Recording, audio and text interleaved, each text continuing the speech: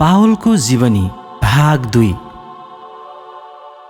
ईस्वी सम्मत 52 पावलले एन्टियोखको विश्वासीहरूलाई बिदा लिएर तेस्रो सुसमाचारको यात्रामा हिँडे। पत्रुसले डर्बी, लुस्त्रा र आइकोनियामा भएका विश्वासीहरूलाई उत्साह दिँदै गए।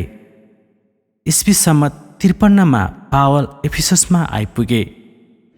जब पावलले केही मानिसहरूलाई बप्तिस्मा दिए र तिनीहरूमाथि हात राखेर प्रार्थना गर्दा तिनीहरूले अन्य भाषा बोल्न लागे र अगमबानी गर्न लागे। पावलले 3 महिनासम्म त्यहाँको सभाघरमा प्रचार गर्दै रहे। तिनीहरू एउटा स्कुललाई भाडामा लिएर 2 वर्षसम्म प्रचार गर्दै नै रहे। बाइबल विज्ञहरूले यो पनि विश्वास गर्छन् पावल कम्तीमा 2 चोटि समुद्र यात्रा गरेर कोरिन्थमा गएका थिए। पावलको हातबाट परमेश्वरले धेरै आश्चर्य कर्महरू गर्नुभयो। पावलले प्रार्थना गरेका रुमालबाटै पनि बिमारीहरू निको भए। पावलका कुरामा विश्वास गरी धेरैले आफ्ना धर्मग्रन्थहरू जलाउनलाई लिएर आए। ईस्वी सम्मत 54 क्लाउडियसलाई उनको चौथो श्रीमती अग्रिपिनाले विष खुवाएर मारे। रोमको चौथो सम्राट नेरो डोमिटियस भए। नेरो क्लाउडियसको चौथो श्रीमती अग्रिपिनाका छोरा थिए। ईस्वी सम्मत 55 पावल एफिससमा थिए। त्यहाँबाट उनले कोरिन्थीलाई एउटा पत्र लेखे। पावलले त्यो पत्र तिमोथी इरास्तसको हातमा पठाए। पावलको प्रचारले त्यहाँ चाँदीको मूर्ति बनाएर बेच्नेलाई असर पर्यो। मानिसहरू एफिससका डाइनाको मूर्ति किन्न छाडे। यसैले ती व्यक्तिले त्यहाँको विश्वासीहरूलाई अपहरण गरे र सहरमा खैला बैला मचाए। पावल त्यहाँबाट त्रोआसमा प्रचार गर्दै गए। जब पावल त्रोआस छोडे त्यस समय उनले कोरिन्थीलाई दोस्रो पत्र लेखे र यो पत्र फिलिपी, थेसलोनिकी, बेरियाबाट लेखेको हुन सक्छ। त्यो यही समयमा लेखेको हो भनी भन्न सकिन्छ, किनभने उनको त्यस पत्रमा एफिससमा भएको हुलदङ्गाको विषयमा लेखेको पाइन्छ र दोस्रो अध्यायमा उनले त्रोआसमा प्रचार गरेको उल्लेख गरेको पाइन्छ। पावल केही समयपछि कोरिन्थमा आइपुगे। उनले त्यहाँ 3 महिनासम्म प्रचार गरे। ईस्वी सम्मत 56 पावलले कोरिन्थबाट रोममा भएका विश्वासीहरूलाई पत्र लेखे। फिबी नाम भएका एउटा स्त्री थिए जो रोमबाट क्लाउडियसको पालामा निकालिएकी थिइन्। उनकै हातमा यो पत्र रोम पठाएको थियो। यहुदीहरूले पावलको विरुद्धमा षड्यन्त्र रचे। यसैले पावलले यरुशलेमको निम्ति लामो यात्रा गर्ने विचार गरे।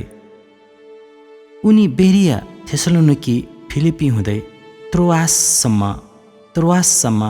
यात्रा गरे। एक रात पावलले शिक्षा दिँदै थिए। एक जवानको पावलले सिकाइरहेको झ्यालबाट खसेर मृत्यु भयो। पावलले त्यस जवानलाई अँगालोमा लिएर त्यहाँ वरिपरि भएका मानिसहरूलाई भने, हे भाइहरू, चिन्ता नगर, किनभने यो केटो जिउँदैछ। यसैले उनले यरुशलेमको यात्रा गर्दा उनले एफिससका केही अगुवाहरूलाई भेटे। तिनीहरूले एक अर्काको निम्ति प्रार्थना गरे र पावललाई बिदाई दिनु अघि खुब रोए। यरुशलेममा केही यहुदीहरूले केही मानिसहरूलाई लिएर यसो भन्दै पक्रन लगाए, यसले हाम्रो धर्मको विरुद्धमा प्रचार गर्दैछ। यसैले तिनीहरूले पावललाई मार्न लागेका थिए। रोमी कप्तान आएर छुटाए। पावललाई आफ्नो सफाइ दिनलाई बोल्ने मौका दियो। पावल फेरि येशूको विषयमा प्रचार गरे। त्यहाँ फेरि खैलापैला मचियो। जब कप्तानलाई पावल रोमी नागरिक हो भनी थाहा भयो, उनलाई अब के गर्ने भन्ने विषयमा गाह्रो भयो। पावललाई यहुदीहरूको बीचमा बोल्ने मौका दियो। उनको कुरापछि त्यहाँ पनि विभाजन भयो। तर अब पावलको सुरक्षाका निम्ति रोमी सिपाहीहरूले पक्राउ गरी लिएर गए। पावलको भतिजाले गारतको कप्तानलाई त्यहाँ केही 40 जना यहुदीहरू मिलेर पावललाई मार्ने कुरा बताइदिए। त्यही रात पावललाई झन्डै 400 सिपाहीहरूको निगरानीमा सिजरिया पुर्यायो। फिलिस बडा हाकिम र उनको श्रीमती हेर्न आए। पावलले उनीहरूसित पनि आफ्नो विश्वासको कुरो र आउनुहुने न्यायको विषयमा बताइदिए। फिलिस यो सुनेर डराए। त्यसको 2 वर्षपछि ईस्वी सम्मत 59 त्यहाँ नयाँ बडा हाकिम आयो। उनको नाउँ फेस्तस थियो।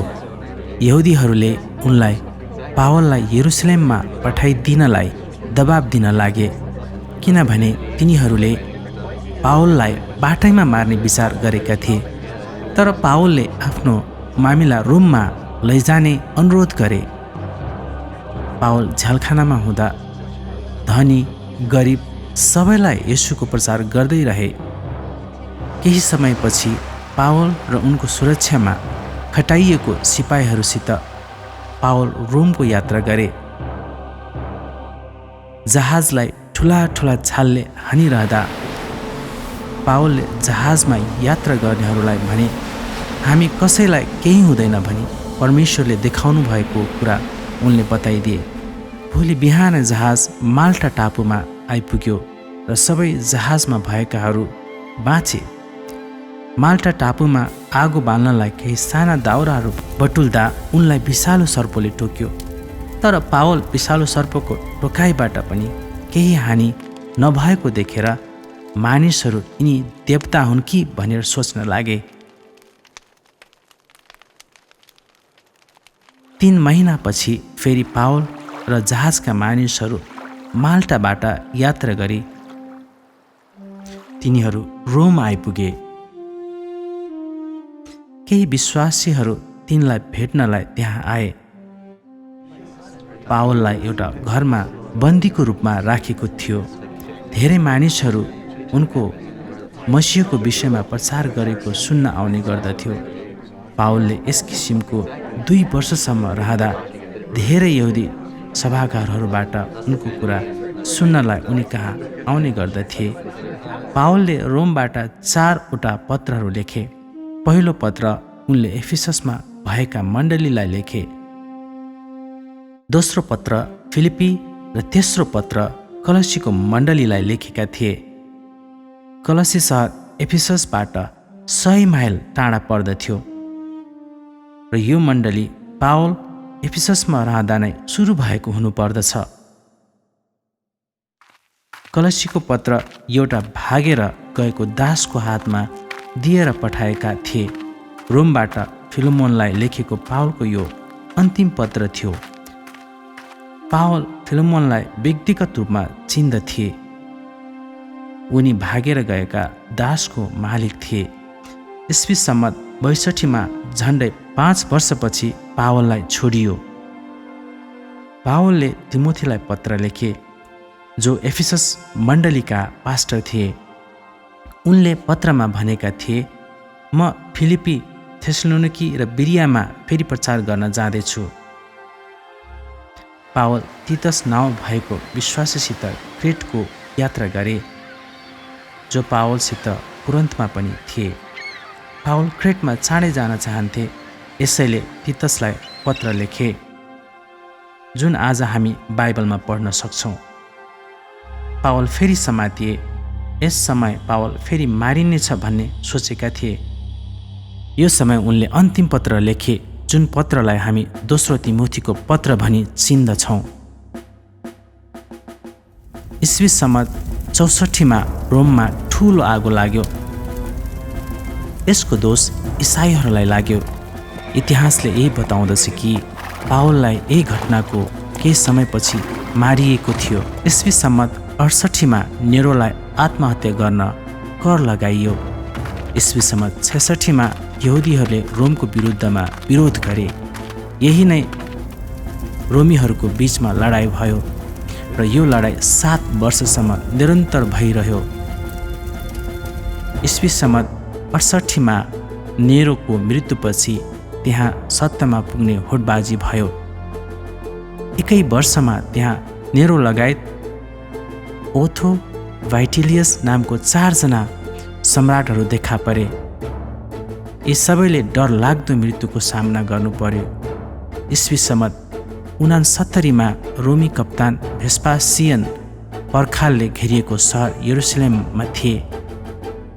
त्यहाँ पनि चर्को विरोधको कारण रोममा गए र पछि उनी रोमको सम्राट बने।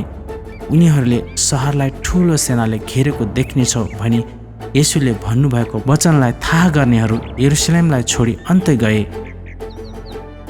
यरुसलेममा बाँचेकाहरूलाई पुरै नाश गर्ने भनी भेस्पासियनले आफ्नो छोरालाई त्यहाँ पठाए। ईस्वी सम्मत 70मा यो 7 वर्षको अन्तमा यरुसलेममा पुरै नाश भयो। यो आगोको कुण्ड जस्तै बनेको थियो। यरुसलेमको मन्दिर पुरै नाश भयो। येशूले भने झैँ त्यहाँ एउटा ढुङ्गा पनि नरहने गरी नष्ट भयो। यहुदीहरू 7 वर्षसम्म रोमीहरूको विरुद्धमा गरेको लडाइँ ईस्वी सम्मत 73मा समाप्त भयो। रोमीहरूको 15,000 सिपाहीहरूले इजरायलको दक्षिणी भाग मालासहसम्म कब्जा गरे। जब तिनीहरूले सबैलाई नाश गरे र घृणित वस्तुलाई बलिदान गरे, यसरी पुरानो करारको अन्तको समय पुरा भयो।